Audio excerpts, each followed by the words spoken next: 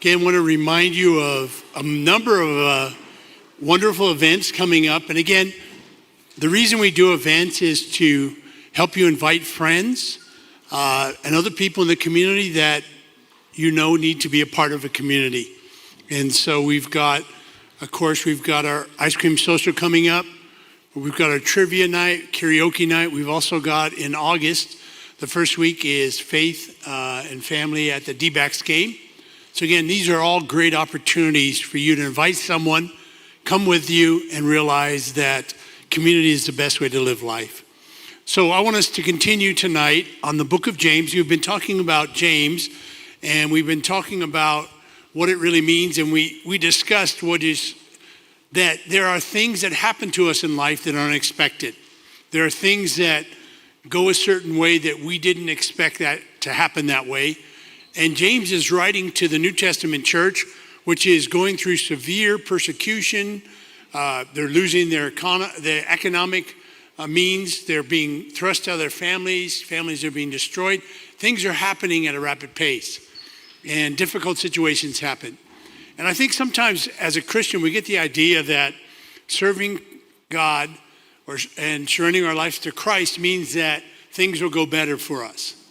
And they will eventually, but we somehow think because I serve God, I will be immune to certain things other people don't have.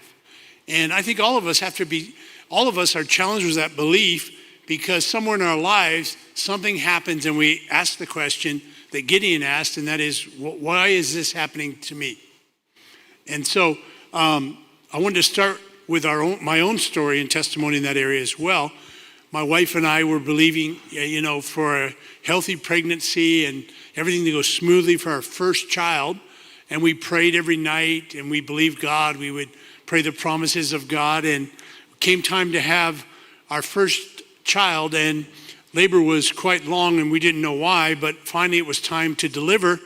We went into the birthing room and I'm standing at the head and watching the heart monitor of our baby, and it's at 120 and it goes to 47 for a second. And then it goes to 77 for 3 seconds. And I'm going, that's unusual. And I look at the doctor's face is white and realize we're in a life and death situation. The cord was around our daughter's neck 3 times. She was already in the birthing canal, so they couldn't do a C-section. And every time that they would push, it would strangle our daughter. And by the miracle of a godly doctor who knew what to do and did something that wouldn't be approved today, our daughter was birthed. And I remember asking God, what did we do wrong? Because we almost lost her.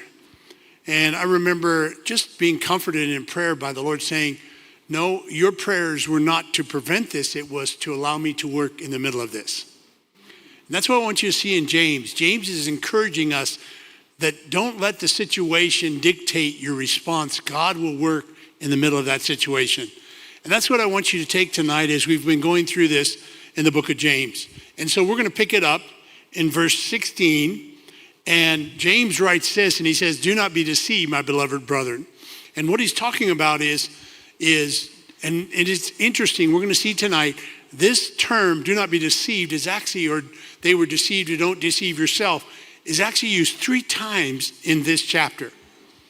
And deception comes, in this case, by wrong thinking. And it's thinking that, these things that have come upon us are sent by God. And James says that's not true, and he's going to explain that in the next few verses. But he does an about turn and said, let me help you understand these situations that happen in life are not God going, I want to have this happen. And we're going to define that. And so I want you to take a moment, and if you can, write somewhere in your notes. I want to give you 5 different things that can go on in your life, and we sometimes point it all at God. The first is how many know if you do dumb things can happen? How many realize that, You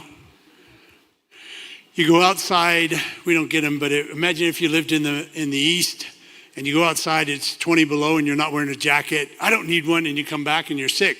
God made me sick. No, he didn't. You did something dumb. How many realize that, right?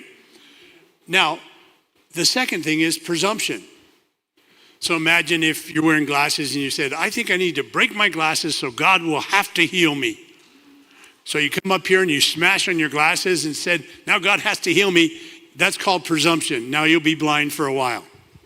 You're going to have to buy some new glasses. How many realize that? That's not God. There are things that happen in life because we live in a fallen world. How many realize that? Some idiot on the freeway cuts you off, you stop, but someone else behind you doesn't see you, crushes into your car. Well, that's God's will.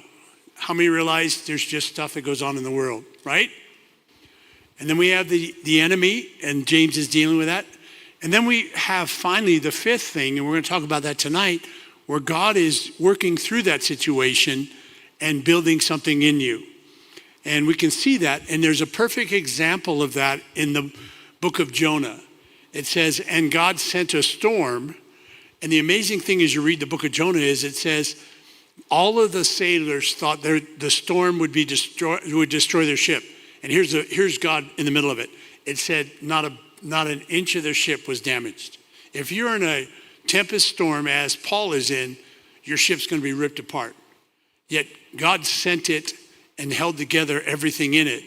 Even though it appeared to be like that, it wasn't. And so just to drop that, because I think and James is saying this, and let's pick this up because this idea of deception is based on two things. Say with me, self-deception. And the word deception means to hold a wrong view and be mistaken, causing you to wander off the path. One of the things says having no direction or purpose. I think self-deception is something that happens to all of us. And we want to believe we're immune to that, but we all are subject to that. How many realize? Can I get anybody? We have that, you know? I don't know if you've ever been driving with a friend or somebody and you started to move towards that right lane and your friend yelled at you and said, watch out. And you said, and so because you're upset, you said, I saw it the whole time. How many realize you didn't see it the whole time, right? That's called self-deception, okay? So it's important to know how God works and how the devil works. One of the interesting things I found out is this. The U.S. Treasury Department has a special group of people whose job is to track down counterfeiters. They are not trained by spending hours examining counterfeit money. Rather, they study the real thing. If you study the real thing, you know the counterfeit. And James is going to help us. So let's pick it up in verse 17, because he's going to help us identify between what God does and what the devil does. Look at what he says. Every good gift and every perfect gift is from above, coming down from the Father of lights, with whom there is no variation or shadow due to change. Of his own will, he brought forth the word of truth that we should be a kind of first fruits of his creatures. Notice there are two words that James uses to describe how God works. Good and perfect. This is how God works, good and perfect. And the word good means having desirable or positive qualities that are beneficial. And the word perfect means not lacking in any more qualities, without defect, meeting a higher standard. It says every good and perfect gift is from above, coming down from the Father of lights. That's how God works. The word gift means something given without expecting compensation instead. Every good and perfect gift is from God. So I want you to think about it and that's why we remember James says, if any man lacks wisdom, let him ask God. When you're going through a difficult situation, we're asking God, what do you want me to do and how to respond through this difficult situation? And then he says, every good and perfect gift. He's saying, okay, I want you to distinguish between what God does and what the enemy does. Now, let me ask you a question that'll help you understand this a little bit clearer. How many have ever been to a trainer to help you in maybe lifting weights, something like that? Anybody? Raise your hand. Okay. I want you to think back to the first time you went to the trainer. The first time you went to the trainer, and after you finished with the trainer, you probably used these words to your friend. I think they were going to kill me. right? You felt like they were pushing you beyond your limits and you were going to die. That's an example of how God works when he's examining us or testing us. He's pushing us beyond our limits and we feel like I'm going to die, but the key is we're not. You see, when God does something, it's going to make us, just like the trainer, stronger afterwards than before. Now, God will work in any situation to do that. But when God orchestrates something, like how many have ever prayed this prayer, which I hope you haven't? Lord, give me more patience. As soon as you prayed that prayer, everyone who is mature around you went, oh, because they know what that means. You're going to have more situations in your life than you've ever had that will try your patience. Because how does patience grow? By overcoming those situations. Lord, give me more peace. Why I've got so much turmoil? The Lord's teaching you to develop peace in the middle of that. So again, James is trying to help us understand how God works versus how the devil works. And then he does something that I think is one of the most amazing things. He uses this phrase, and it's a word picture. There is no variation or shadow due to change. It's a picture of, and the only way I can describe it is like this. Steve, come here and stand right here. It's a word picture. Now, I'm not the sun, but it's the word picture, and it's the word picture of the sun in noon position. When the sun is in noon position, it's always over his life. And the picture James is describing is no matter what's going on in your life, God is always there over your life. That's the word picture he's describing, which I want you to take great comfort in. When you're going through something, you're wondering, where's God? He's always there over your life. What is he doing? He's working. He's working on you. He's working on the situation. He's working on everything around you. And because we don't see him in front of us, we wonder where he is. He's right over you. You may think, well, and here's where the problem is we may get upset. We may sin. We move from that position, but God moves with us because he's always in what? Noon position. And James is describing this beautiful picture of God standing over your life as you're going through this, helping you in unseen and unexpected ways. Thanks, Steve. So I want you to get that picture because James is trying to help us understand this is God and how he works. And he's trying to help us see that God is always working to accomplish his good will in our lives. Even when we don't see it, even when we seem to think our life has come to a standstill, nothing seems to be breaking free. Even though we pray and we don't think that God is answering our prayers, God is still there. He's over your life. He is in the middle of working. James secures this concept in our hearts by describing what God did. And he says, and I want you to see this, God's in noon position. And then he says, I want you to understand something, how your God works. And he says, of his own will he brought forth. That means you didn't do anything. He did it all. He brought Jesus forth to create you a new first fruit creature. So if God did that, why would he all of a sudden abandon you? So whatever you're going through, I know it's hard, but whatever you're going through, remember this, God will never, ever, ever leave or abandon you. Because think about it this way. Imagine if you spent, and I used to say it because it was a lot of money, it's not anymore. So imagine like the Los Angeles Lakers just got bought for $10 billion. So imagine if you spent $1 billion to buy something, and once you owned it, you decided to throw it in the trash can. How many know that would never happen?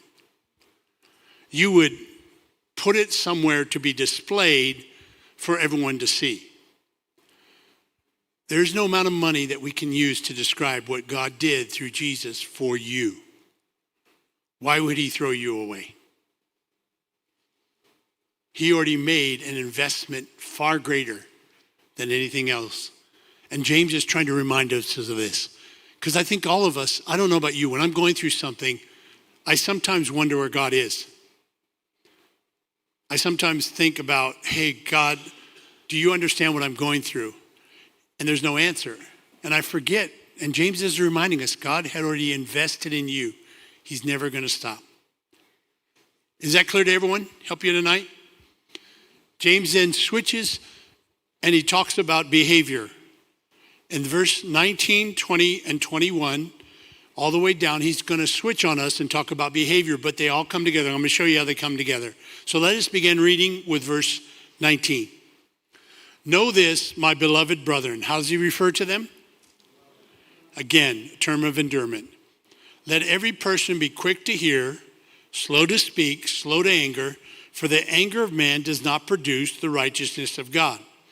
Therefore, put away all filthiness and rampant wickedness and receive with meekness the implanted word which is able to save your soul.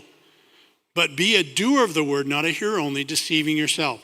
For if anyone is a hearer of the word and not a doer, he is like a man who looks intently at his natural face in a mirror. For he looks at himself, he goes away, and once forgets that what he was like. But the one who looks into the perfect law of liberty and perseveres, being not a hearer who forgets, but a doer who acts, he will be blessed in his doing. Then he goes on to talk about if anyone thinks, and we'll get to that in a second. James, again, is a New Testament Proverbs. So if he's a New Testament Proverbs, and he starts out, back to this other slide, sorry. And he starts by talking about behavior, shouldn't we find that same thing in the book of Proverbs? And we do, which is the next slide. Proverbs 13:3, 15:1, and 29:1. 13:3, whoever guards his mouth preserves his life. Isn't that slow to speak? He opens wide his lip, comes through. A soft answer turns away wrath, but harsh words stir up anger. We talked about James, his anger. Do you see a man who's hasty with his words? There's more hope for a fool than him. Whoever guards his mouth. We see the same thing. James is beginning to introduce a theme that he's going to carry on in chapter 2 and 3. In chapter 3, we're going to talk about the tongue. And when we do, we'll use a story about Dustin on the river. So you'll want to not miss that one. And he says this, your response to hear, speak, and act are what are important to God. And then he talks about doing 20 years from now, you will be more disappointed by the things that you didn't do than by the things you did. So throw off the bow lines, sail away from safe harbor, catch the trade winds in your sail, explore, dream, and discover. Mark Twain said that. What is the best time to plant a tree? In Arizona, we know this, 10 years ago. When's the second best time to plant a tree? Today. You see, when you and I are going through difficult situations, what tends to happen is it tends to filter through our mouth. And James is going, when you're going through a difficult situation, he says this, I think it's the next, he says, okay guys, knowing that you're going through this difficult situation, be quick to hear. Because right now, you're going through a tough time and we don't tend to hear very well, right? Because we're focused on ourselves and what we're going through. So he said, first of all, make sure that you're going to be quick to hear. Then he says, secondly, be slow to anger.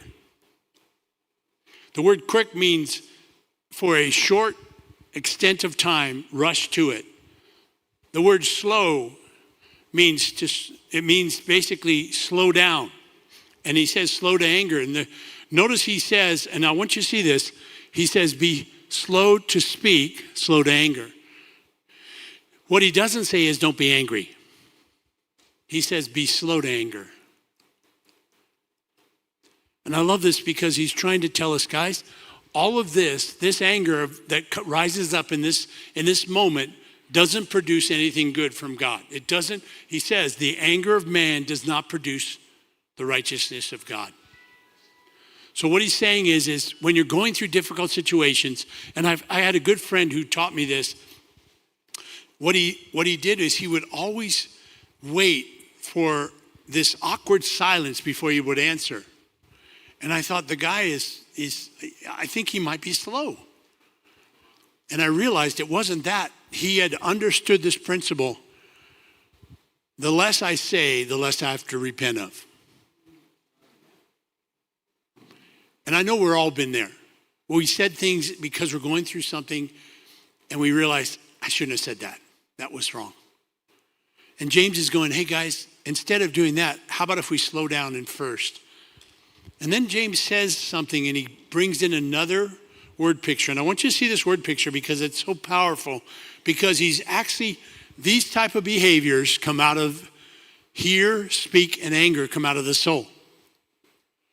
And the soul is going through it because your soul is the reasoning, your will, your mind, your emotions. And when you're going through something, those are the things that are tested the hardest. And James says something. He contrasts anger with this word meekness. The word meekness is an interesting word. And I want you to get this definition tonight. It's strength under control. We sometimes think meekness means let the devil beat the tar out of you. No, I understand this really well. There are some times when I engage with somebody on the basketball court and the guy's much smaller and I'm like, dude, I just want to punch the guy.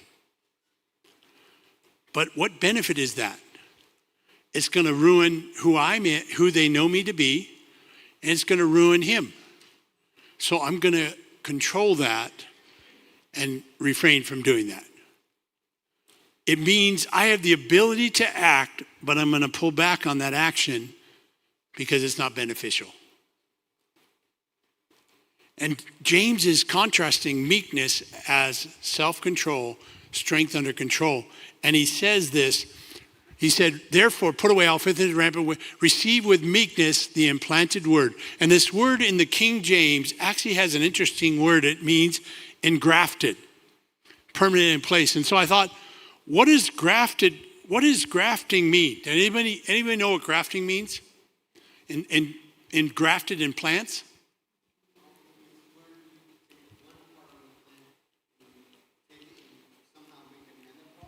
So bring up the next slide.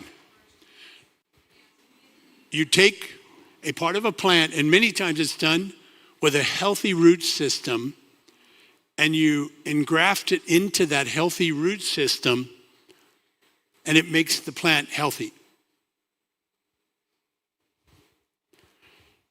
And I wonder, how do you do that? And so I've got it on the side. The upper part, often the shoot or the bud, is attached to the rootstock, the lower part, which provides the root system. The connection allows for the transportation of water, nutrients, and even signaling molecules between the two plants, enabling them to heal and grow as one. He said, receive the engrafted word into your soul. Why do we engraft? And here's why. Combine a plant known for its delicious fruit and a rootstock that is disease resistant or adaptable to local conditions. Who's the root right here that we're grafted into? Jesus. He says, take this same principle and graft it in, take the word of God and graft it into your soul, and it's going to produce what? Disease-resistant health in your soul. And it repairs damaged plants, and the grafting actually bypasses the injury of the plant's trunk and restores it to a flow. And James is saying, while you're going through things, take God's word. How do we engraft it? By just taking one. If you took one verse, just one, for the next 30 days, and you woke up in the morning and you thought about it all day long, that's going to be engrafted into your soul, bringing peace and tranquility and healing to your soul from what you're walking through. It's a beautiful picture here of what James is describing. Then he goes on and he switches again. And James introduces this concept of doing versus hearing.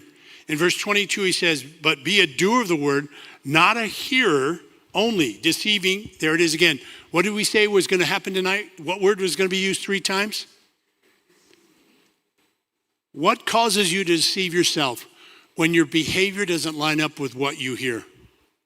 For if anyone is a hearer of the word and not a doer, he's like a man. And then he gives us another analogy.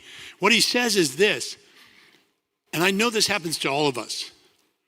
We hear a great message on Sunday in church, and we go, man, that's going to change my life. We get in the car, and someone races in front of us out of the parking lot, and then before we know it, we're saying hello to them with just one finger.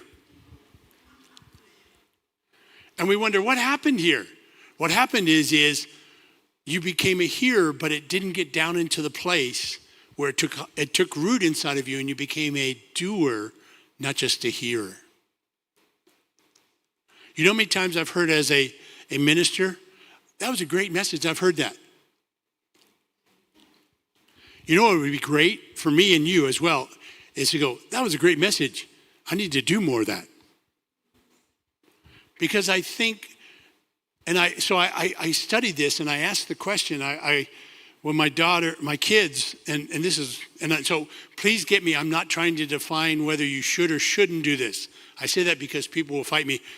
But we had to get our kids, they had to get inoculated or whatever it is called, immunization. So please, I'm not saying it's right or wrong. Let's start there, okay? So I once asked the doctor, what is this and what does it do? And he says, it's a small part of the disease in controlled form that because your children are born without the resistance towards certain diseases, that it allows them to fight it off. And I thought, that's a kind of a beautiful picture of what happens to us as Christians. We hear a message a few times, and the next time we hear it, it doesn't work because we've already heard it before. And James is dealing with that. He's saying, guys, you have heard about the peace of God. You've heard Jesus say, you're going to have issues in life. You're going to have tribulations, but be of good cheer, I've overcome. You've heard all these things. Now it's time to begin to do them. And he gives us a picture, and we all know this picture because we use it every day. When you get up in the morning and you look in the mirror, you have a realization at that time. Where did that wrinkle come from? Well, you never probably got close enough to see it. Or if your eyesight is going bad, you couldn't see it either. And you put on some glasses and you're like, whoa, there's something wrong with my mirror. I've always thought the mirror adds 20 or 30 pounds. Anybody else like that? You know, I swear my mirror is adding 20 or 30 pounds. The mirror only reflects back what it sees. And James is saying God's word only stirs up inside of your heart where you need to improve. I've always asked people when they like that, I didn't like that message. Why didn't you like it? It just didn't resonate with me. I said, which part? And when they tell me, I always say, are you sure that God may be talking to you about that part? A good friend of mine said it this way: when you throw a rock into a pack of dogs, the only one that yelps is the one that got hit. And James is going, guys, this word is going to change you and it's going to make you better. So let's start not just hearing it, but when we see something, we need to change it. And then he gives this beautiful analogy I want you to see. It's found in verse 25.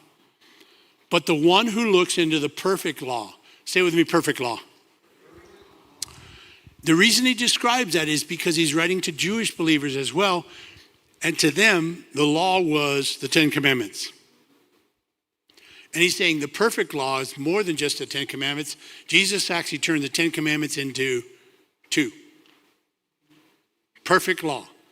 Love the Lord your God with all your heart, your soul, your mind, and your strength, and love your neighbor as your. That's the perfect law. James is reverting back to that. He said, the one who looks into the perfect law, the law of liberty. So the first thing we have to do is look. Say with me, look. There are 3 things I've pointed out. Look, persevere, and act. Each of those he's trying to get us to do. The first is look. If you don't have this, I encourage you to get this. We have so many beautiful Bible apps out there today that you can do a daily devotional reading of one verse in the Bible that's already planned out for you.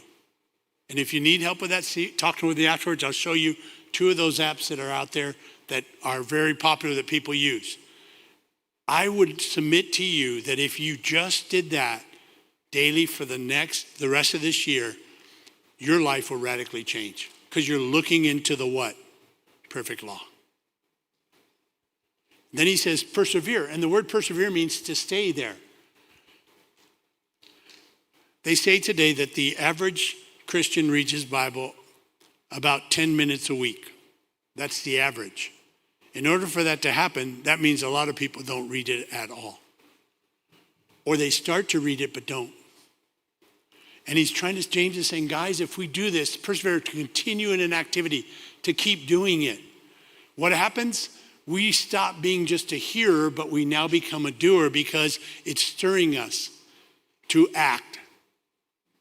And the word act means to display itself in an activity of production. What he's saying is, I don't know about you, but every time I open my Bible and I do a devotional, it challenges me in that moment to act. Anybody like that? Anybody? And that's what James is saying. Keep doing it. It's going to have an impact on your life. And we're going to get into this later on, but the doer is one who basically, the word doer means he does something that he's prescribed to do. The hearer is someone who just listens intently. I found the statistics interesting. 3% of the people make things happen. 31% of the people watch things happen. And 64% of the people wonder what happened. How about if we be the 3% here in this group? Wouldn't that be good? And he says, if you don't, you're deceiving yourself. And again, deceiving yourself, the first time was wrong belief, this time is wrong action. So the first time they deceive themselves, wrong belief about how God works, this is now wrong behavior. You deceive yourself by acting wrong. I want us to go then to the next few verses. I want us to look at the next one. I want us to see the last part. Go back one slide. I forgot to point this out. This is huge. The one who acts, he will be blessed. Say with me, blessed. The word blessed means it's characterized by happiness of being highly favored. If you make a decision tonight, and this is what I did at the age of about 17, I said, I don't want to know too much. I want to do more. So I'm going to study just a verse of the Bible a day. Some people are like, I read through the Bible in a year. Awesome. I recommend you do that. But everyone does it every year. And I'm like, what is it doing in your life? How about if you just read through a verse a day? And you just kind of, you know what? I'm going to do this, what it asked me to do. Here's a way to do that and incorporate this. When you read through in your devotion that verse, at the end of it, there's probably an action of prayer. Maybe the action of prayer is to pray for someone. Maybe the action of prayer is to pray and repent. Maybe the action of prayer is to forgiveness. But I always try and finish my devotional time with an action of prayer. So if I'm reading about given it shall be given unto you. My prayer may be, Lord, help me be more conscious of those around me that you're asking me to give to. I've made an action of prayer which makes it personal to me, which makes me move towards a doer instead of a hearer. And here's the benefit. It says here, but a doer who acts, he will be blessed in his doing. Highly favored. Let's move now. Sorry, thanks for going back. Then he says this, and again, doing and acting. And again, what does he use? Here's the third time. He uses it again, deceives. If anyone thinks, say with me, thinks. If anyone thinks he is religious and does not bridle his tongue, but deceives his heart, his person's religion is in vain. Religion that is pure and undefiled before God the Father is this, to visit orphans and widows in their affliction and to keep oneself unrestrained from the world. Here's the third time. The first time was the first time was wrong belief. Second time was wrong action. And the third time is wrong thinking. And the wrong thinking is about what it means to be religious. I think we all want to think of ourselves as this idea of religious in the sense of a good thing, not in a bad thing. But James is pointing out that, again, he's going to do this in chapter 3, that if I'm really religious and I can't hold my tongue, then I'm not. The word bridle means to exercise close control over what comes out of your mouth. And so I wrote there, these are the things that come out of our mouth. All of these. And how many realize when you're going through a difficult situation, they come out easier? Maybe it's gossip. Well, it's easy for them. They're not going through what I'm going through. Maybe it's tale-bearing. Well, I heard they have this problem. Deflecting because I want to make someone worse than me. As an educator for years, we had to study and we had to go through several seminars on bullying. What is bullying? How many educators are out there? Anybody besides me? And we learned this. I don't know if you probably did too. We learned this. People, the majority of times, bully because they don't feel good about themselves and they want to reduce the other person to make themselves feel better. When they're through, they don't really feel better. And I think the same thing is true. When I'm going through stuff, I feel drained and I want to make other people feel the same way. And James goes, that's not the way you're to behave. Bridle his tongue, but deceives his heart. And then he says something strong. It's so powerful. I mean, it's huge. He says this. He says basically, his religion is worthless. And the word worthless means producing nothing fruitful and empty. Proverbs says it this way, death and life are in the power of the tongue. It's in the next slide. Those who love it will eat the fruit. And let's go to the next slide. He contrasts these two words, religious and religion. And they're two very different words. The word religion is the activity of showing God's love and devotion as opposed to religious. And he says this, James goes, religion that is pure and undefiled before God is this, to visit orphans and widows in their what? We again have misread that. We think I need to go. What James is saying is this, right now in where you're at, people have lost their parents, they've lost their husbands, they've lost their wives through persecution because of the rampant persecution going on at the time in the earth. And he says true religion is to visit those. That's why he uses he doesn't say visit widows and orphans, he uses their affliction, oppressive state, physically, mentally, socially, and economically. He says true religion is to visit those who are going through the most difficult time in their lives and to be there with them. And he kind of ties it all together, and I love this. And then he says, and he closes with this, keep yourself unstained from the world. And the word keep means to watch over yourself, and the word unstained means free from moral defect. If I could say to you one thing tonight, and as we kind of come to this close, in the last 10 years, we've watched more Christian leaders fall than we've ever seen before. And it's all because they have not kept themselves from the moral defect of the world system. And James is saying, guys, you're going through difficult times. The worst thing you can do is make it even worse by your behavior.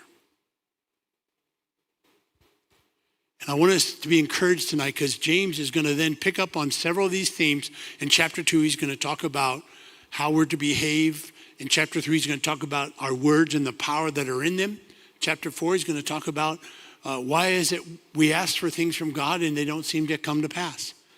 And then James 5 is one of the most powerful, where he's going to talk about your prayers and how powerful they are as a child of God. So I want to encourage you to go with us on this journey as we go through James. And I hope this has helped you tonight. Hope this has helped you look at things and go, you know what? I may be going through tough things, or I may have gone through them, but I know what to do and how to respond now after this journey of James. If you missed any of them, I think they're out there. You can watch them. But the whole purpose of this is to help you realize if you haven't, you will.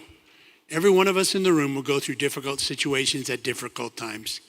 I just came out of a situation about 5 years ago, watched both of my parents die.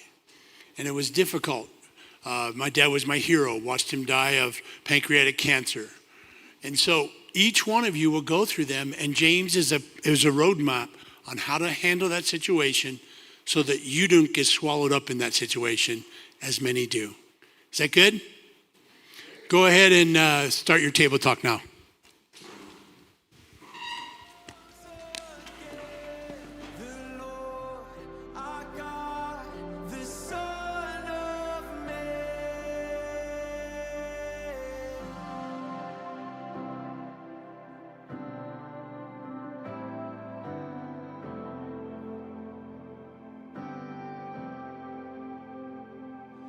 Was peace for us, and from his wounds all mercy flowed.